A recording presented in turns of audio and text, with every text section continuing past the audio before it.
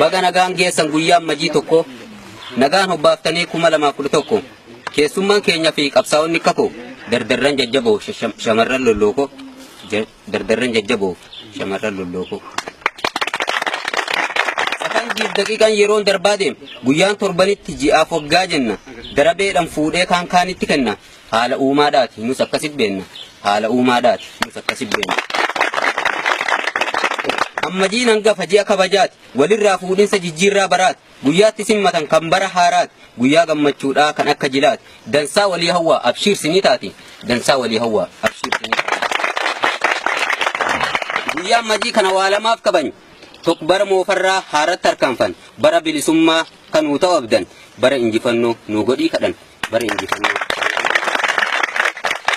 inni lammaffaadhaa guyyaa woboodhaati guyyaa injifannootiin woboonsa yaadatti uummata isaa wajjin yoomi irraanfatti akka tokkummeessaa ta'etti aman kanaaf har'allee asii kabajata kanaaf har'allee asii kabajata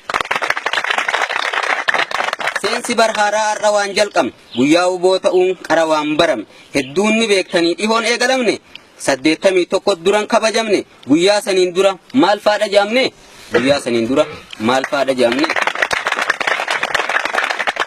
woboon bade jechuun hedduun lallabamne uummanni Oromoo abdii hin kutanne je'ee hin dubbanne gabrummaan dhaalamne woboon badee jennaan qaroo ilaadhamne seenaatu dubbatanallee waan dhaqqabne haa xiqqaattulleedhaa jagadin qabanne abbootiin nuun yoo nuti gaafanne abbootiin nuun yoo nuti bara 1981 bakka jiru irraa woboon walit dhufe gufuusa mudate mara keessa dhufe injifannoo je'ee guyyaa kanaa biife mi'aa milkiidhaati waaqni Oromootiife mi'aa milkiidhaati waaqni Oromootiife uummanni Oromoos basha'ee qase gaachanni koo jira je'eetoo haase ammaan tana kunoo diina garaanne gaafasi ammajii maqaan milkii ba'e kabajaan guyyichaas gaafas dachaa ta'e kabajaan guyyichaas gaafas dachaa ta'e obboleeyyan kiyyaa qabsaa'onni dirree haa jajjabeeffannu kaayyoor jala hiriirre taqaraan hin dhiifnu haa goonu irbuumirre nuti aarsaa taanee uummanni Oromoo haa bilisoomure nuti aarsaa taanee uummanni Oromoo Rikitanitan, palmachalalla, dokuman ni jabefan, rakko kapsotin jilbifan, rakko kapso borus iranian, jifannan ummata Oromoo.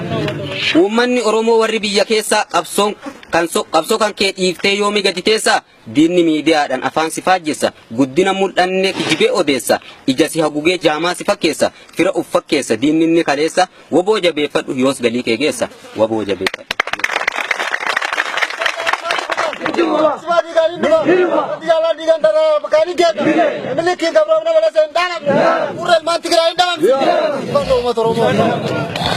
Isin boleeyyan koo warri biyya alaa roorroo baqattanii kan jirtan halaala baqachuun furmaata mee isin madaala cunqursaadhaa ba'uuf qabsaa'utu fala tokkummaan qabsoomnee haa baanuree jala tokkummaan qabsoomnee haa baanuree jala wayin dhadhagaa ijaanis nan laala gariin Oromootaa wayyaanitti gala ni bilisoomne moo naa himaaree bola cunqursaan ni cime an akkasin laala diinni kaan ni hidha yoo fedhe ni qala achiin dimokiraasii misooman olola lammiin beelan dhumee harca'e kabaala namuu haa laallatu lammii du'aa jiru nyaapaggaluun saala namuu haa laallatu lammii du'aa jiru nyaapaggaluun saala jaalamuyyan xiyyaa waan isinit dhaammadha irree walii tahaa namuu jajjabaadha woboon sinii jira yoomuu ittiin dhaadadha afaan faajjii diinaa gurrarraa cufadha namuu irbuu seentan amma saarunfadha injifannoon galla waaqanuu kadhadha injifannoon galla